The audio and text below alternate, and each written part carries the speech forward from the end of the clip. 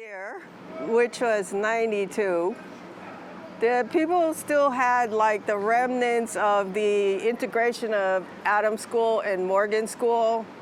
So this neighborhood really was mixed. And you would walk down the street and from one part of the block, the starting part of the block to the end of the block, you'd be listening to like Spanish music or Mexican, or it's like all the way Spanish, you know? And that is not true now. Yeah. So, I mean, literally, and you know, in certain parts of Mount Pleasant, you could smell the fish sauce because, like, the first generation of immigrants that came with the refugees. I mean, you could tell it was like totally mixed around this one and Mount Pleasant, mixed everything. Okay.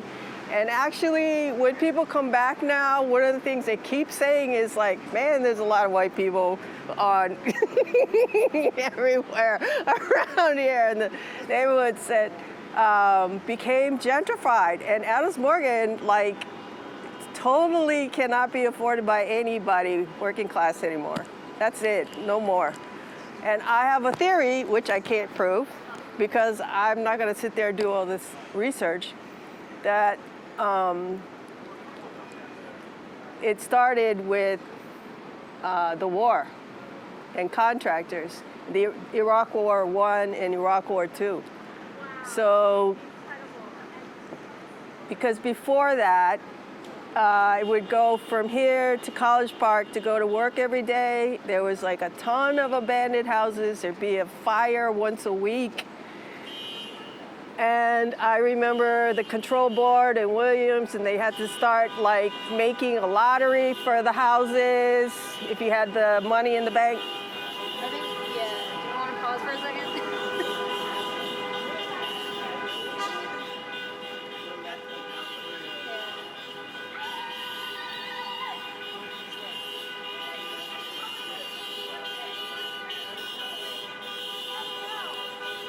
Salvador.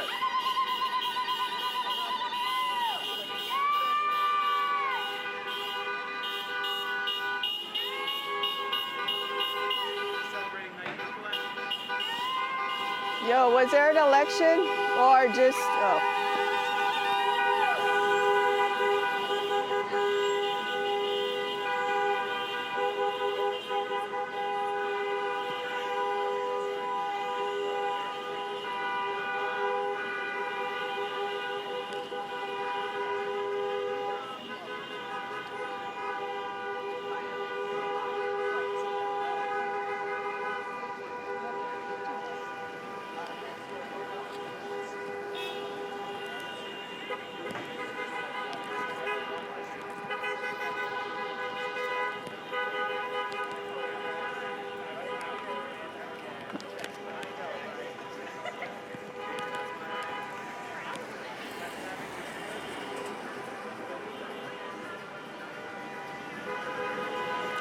See, there's a guy's face on those cars, so normally this is when there's some election victory in the country of, but I don't know what that is.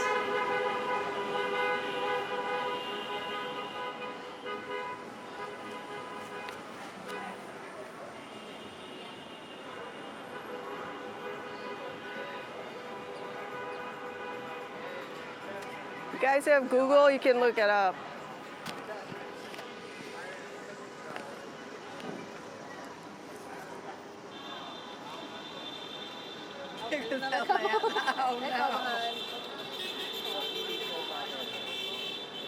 No, there's more.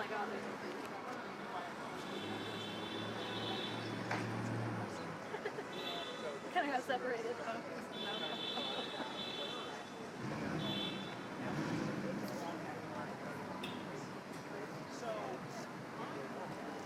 Also, I wonder if it's a church.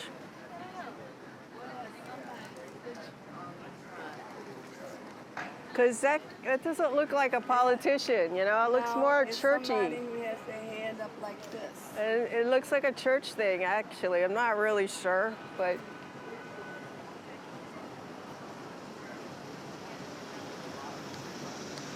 All right, actually, perfect example of what the neighborhood, anything that happened that was a big deal in specific countries of Central America, or cultural events or religious events, you'd have like a mini version in Adams Morgan. Not anymore, Yeah. okay? So that's because of who lived here. And the Hispanic festival used to be like right smack, got to be too big and they moved it. But anyway, the point is that's who lived here. Now it's like there's a lot of lawyers and programmers. Yeah.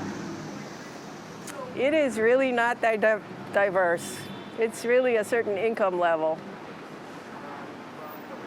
which I'm kind of sorry about. And that obviously impacts like housing. Like you talked about cost of housing Yeah. and stuff. And these like new developments, especially like new buildings. Yeah. How does it impact like other spaces in Adams Morgan? So there was a period where you would get bribed for 20 grand to move out. Right. And some people, there are very few people who figured out you can't live anywhere in this city on 20 grand, right? But 20 grand is appealing if you have no money. And there was the 90-10 rule that so that people could flip a condo building, and they changed that. A lot of things happened where, like people with like low or middle, like couldn't afford anymore. They just moved. And now it's become one of the most expensive cities in the entire United States. But I'm saying like, this was one of the neighborhoods because they started in Northwest, right? And then they moved, now they're in Northeast, Southeast. I mean, they're all over the damn city, but I remember it was like, I moved here when it was really cheap because it was still murder capital, but it was really diverse, right? So that would be the same for even like the restaurants you would eat at and stuff like that. What am I thinking? Oh yeah, so back to my theory about why it happened. A lot of people say it was Williams and the control board, but if there was no money coming in, I think really it's the war, that 9/11 and the war. That like all of a sudden it's just tons of money coming into DC. And it was a dramatic change. You think it was that it? You think that was it? What I can tell you, sit over this side so I don't have to holler. What I can tell you is, at that time, after 9/11, okay, they created Homeland Security. They put billions and billions of dollars into building new headquarters with high technology over in Anacostia, for the Coast Guard, for the Defense Intelligence Agency, for reconnaissance. There's 3 or 4 of them. They all have their own building. So it is not the old base anymore. It's called a unified base. That influx was bringing something like maybe 20,000 people into the area. And so that is the money. That's why they need the money to bring in these skilled workers. And most of them were not necessarily trained at MIT or University of Southern California. They were trained by the military. So they would be detailing the Navy. So they would not be over in Virginia at Quantico. They would not be at Fort Myers. They were going to be right here in the city. So you got the Coast Guard, you have FEMA, you have DC Emergency Management, all in the same compound. And the rest of the defense agencies down on the base would build. Every year you'll see a new mega building. You say, I don't remember that, but it's there. And those are thousands and thousands of employees who are working there, and they are not District of Columbia residents. Well, So they this is- became. They became DC Yeah. residents, but you know, most people who are residents here, I don't think they come to stay, and they don't change their voter registration. They're still voting in their home states. So, and I mean, that needs to be verified. But yeah, you are right about that. Absolutely, 100% right. Which is why Berry Farms, the pressure to change that. And if you notice, all of the subsidized apartment buildings, they are regentified people who were there. They are not senior citizens like myself who badly needs a place to live. So I will end on that. Very smart. That's what I wanted to say. I kind of. No, you were right yeah. when you were saying that. I said, but that's a fact. No, they That keep is saying, true. oh, it was Williams and then Fenty. I'm No, it like, was no. not They Williams. had to have money coming from somewhere. No, that yeah. money was allocated Yeah. a long time ago. And I think the other ugly thing I saw them do, if you noticed, you know how we used to have really community-oriented Red Cross workers? We don't have them anymore. Because we were down on K Street, and I was on the disaster assistance relief team.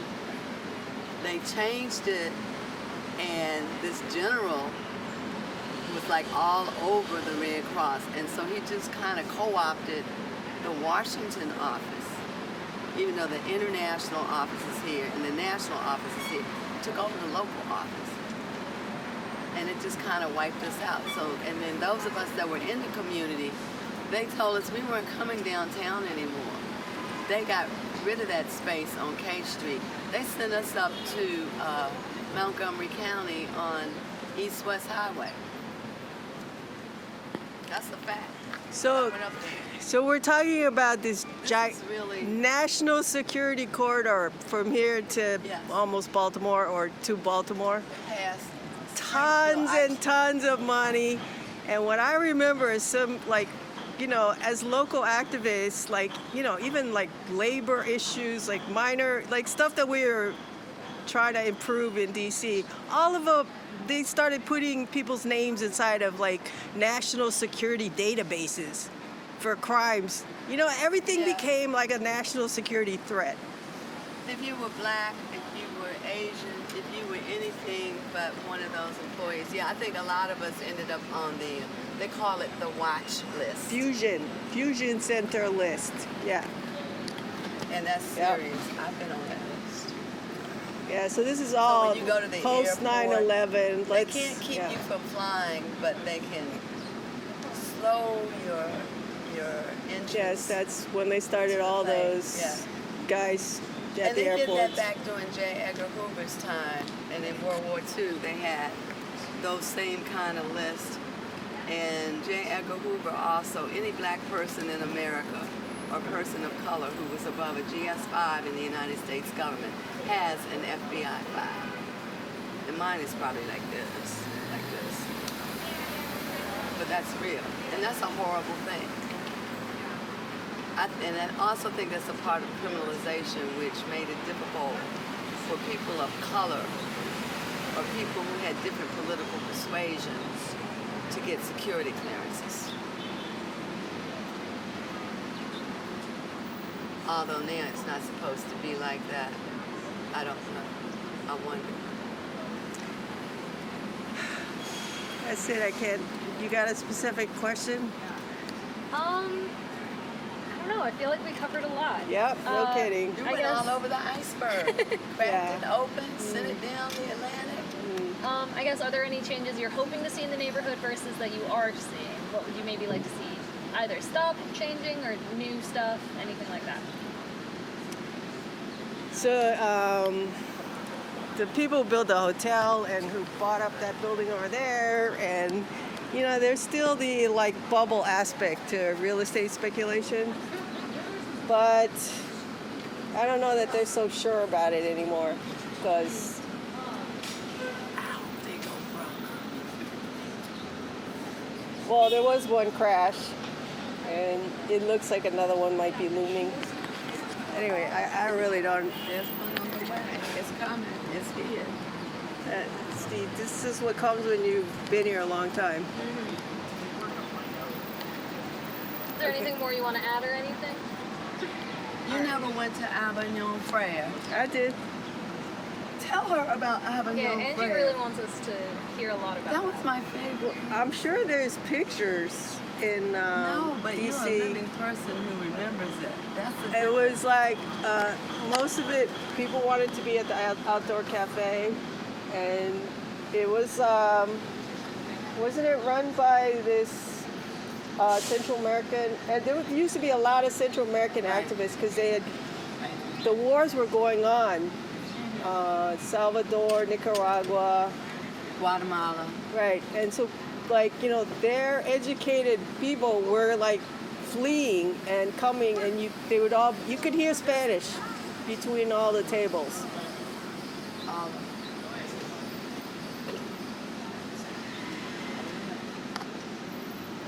In fact, was it the Chilean contingent who got here first because of the overthrow of Allende? Yes, Allende. Right. So, I mean, we're talking about all the activists, artists, theater people. It became like a gathering spot. This was where the FBI had a field day, just trying to catch up. They couldn't because it's like a maze around here. But this is totally a side point. This is not Adams Morgan. So the activists from, where the hell's Kike from? El Salvador? I want to say El Salvador. Yeah. So them being the educated Salvadorans, they basically started renting the building that the charter school is in on 16th. What's that called? Latin American Youth Center used to be in that big building, and then they moved to their own building. That became the center of punk music. And there was a place to play because the Central American activists were like, sure, you want a punk concert?